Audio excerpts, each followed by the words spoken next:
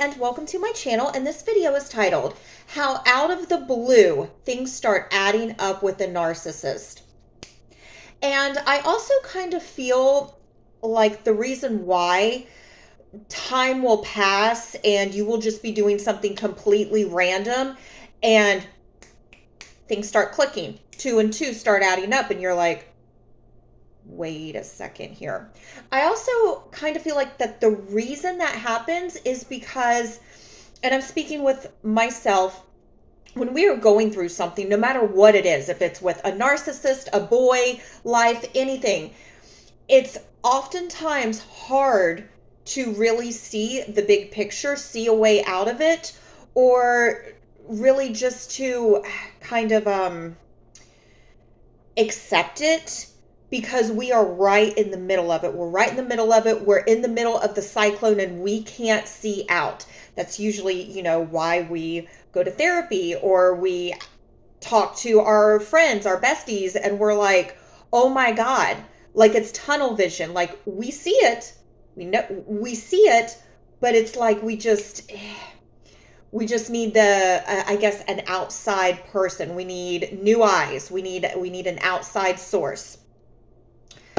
And this happened to me when narcissist numero uno, the OG narcissist, watch all those way previous videos about how this guy lied to me, cheated on me, did all sorts of things.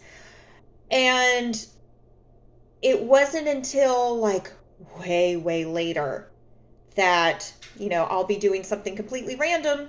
I'm cleaning, I'm driving in the car, I'm doing whatever. And I'm like, that son of a bee. No, he didn't. So here is something that clicked into my head the other night.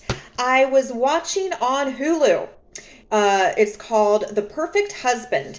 And if you're a true crime person, watch it. And also, if you are a fan of Dr. Romney, she is a guest on that documentary talking about the guy, the husband. So basically what this is, this guy, no, obviously a narcissist, Dr. Romney is on there. He married, was cheating on his wife, and she found out, and he thought that she would not leave him.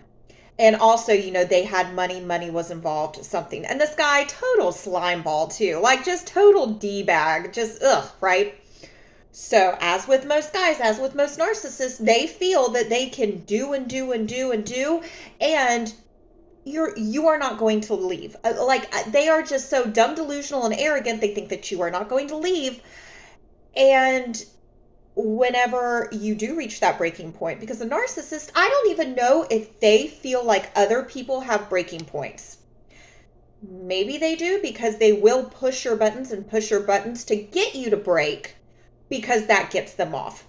And I'm, kind of speaking on narcissistic sociopath, narcissist numero uno, but, I'm armchair therapist over here, so take what I say with a grain of salt. So the girl found out husband's cheating on her and went and filed for divorce.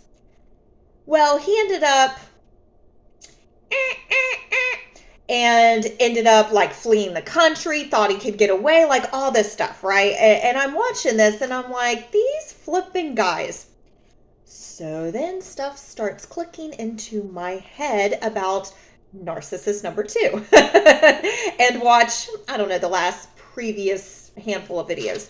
So as I'm watching this, things start clicking, and the things that clicked into my head were things that happened months ago. So it's not like it happened recent, it happened months ago. And when it did happen, I knew.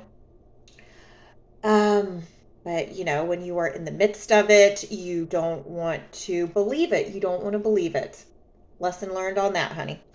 So as I'm watching this video, things start clicking into my head. And one of the things that Dr. Romney said, and oh yeah, consequences shape behavior.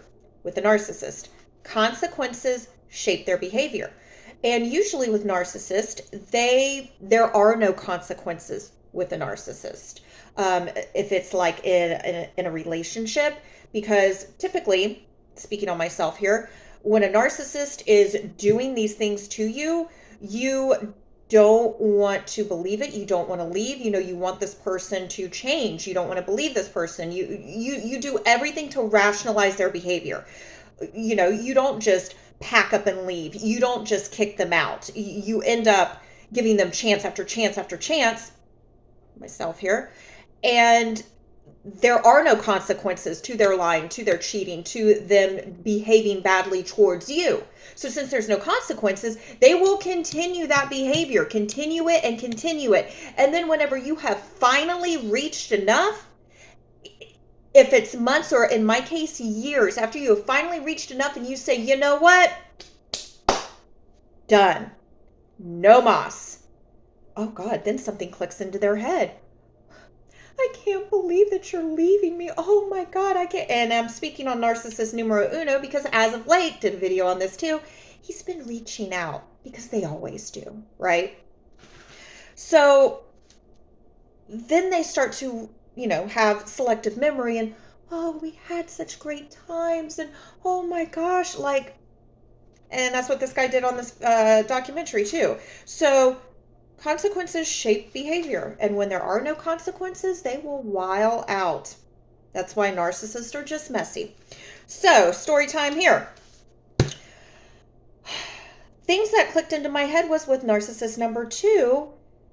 I was at his house, and watch all the handful of videos because it's a wild story. Can't make this stuff up. I was at his house one night.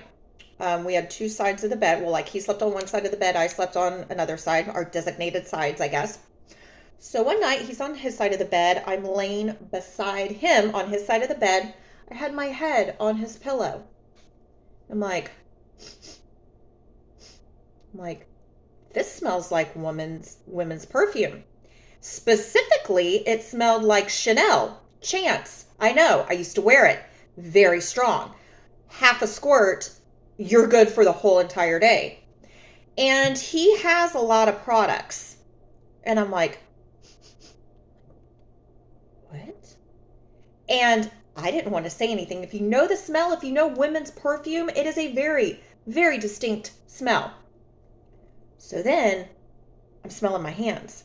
I go in his bathroom. I'm smelling his products. I'm smelling lotions and soaps. I'm smelling everything. And I'm like, okay. So then when it's time to go to bed, I go to my side of the bed. I'm smelling my pillows and I'm like, did he have a girl over here? I'm like, what? So I didn't say anything. Coulda, woulda, shoulda. Don't know why I didn't. Yeah. So then the next few days, every time I would go over there, I run to the bedroom and I'm smelling. I'm like, I know that smell. And I told my bestie this, not when it happened, but recently. And she's like, girl, she's like, well, if you thought that there was another girl over there, she was like, you're probably right. And I mean, when you know, and I'm just sitting here and I'm thinking, okay, so then things start kind of clicking. And remember, this is just all instinct. And my instincts are always 99.9% correctly.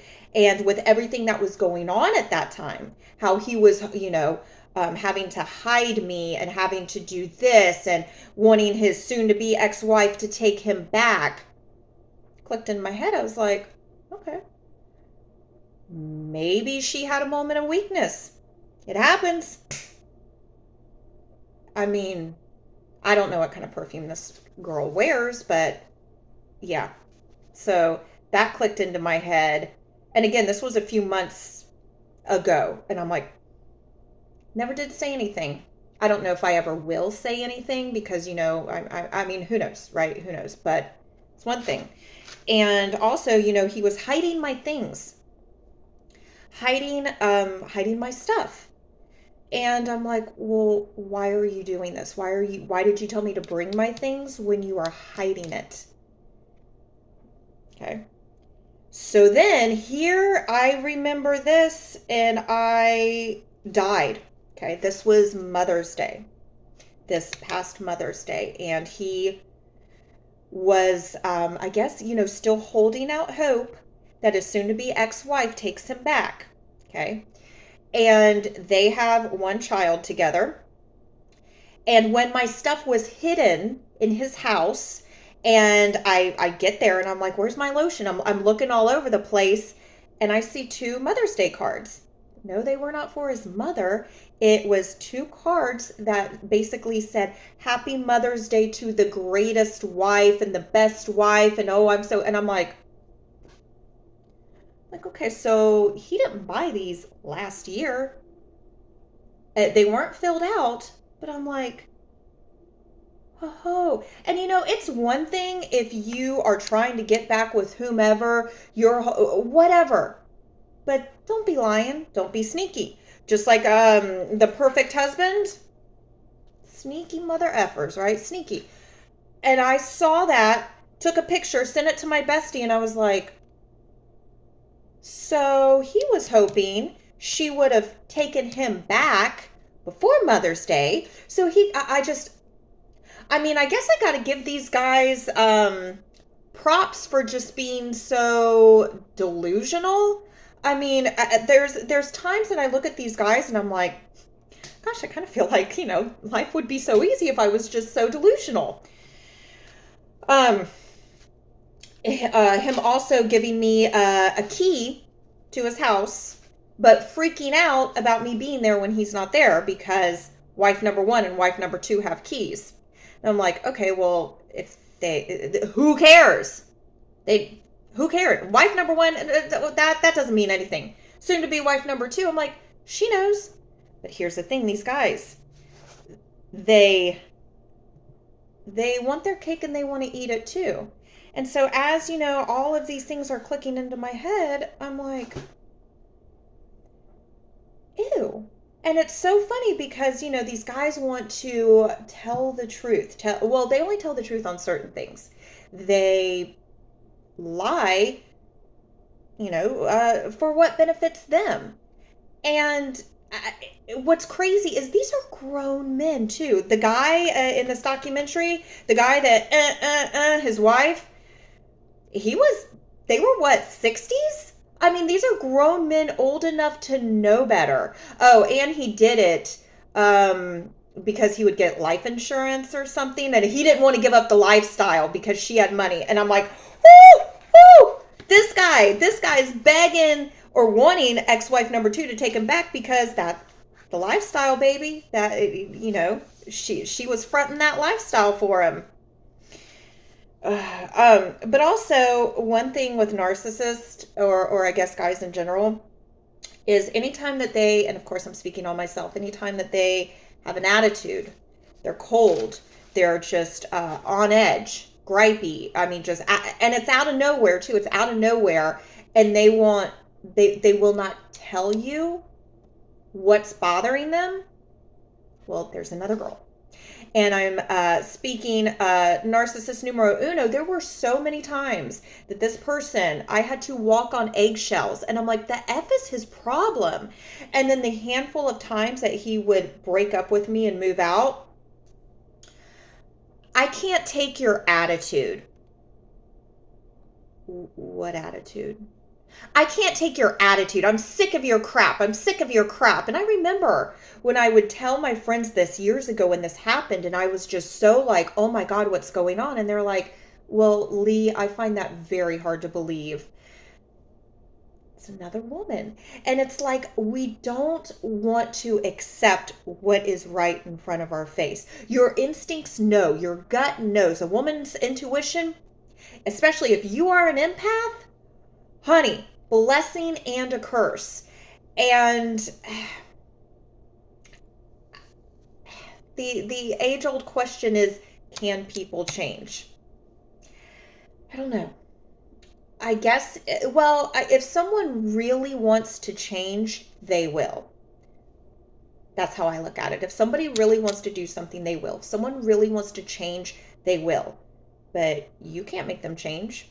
I can't make them change. It doesn't matter what you say to them, how blue you are in the face. It doesn't matter. they'll change if they want to. And then if they don't change the man, honey. Trust me, there's plenty of them out there.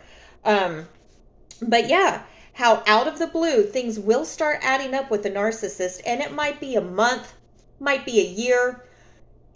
Who know? And you could be driving in your car, having a coffee, singing along, just living your best life ever, and then wait a second, what happened?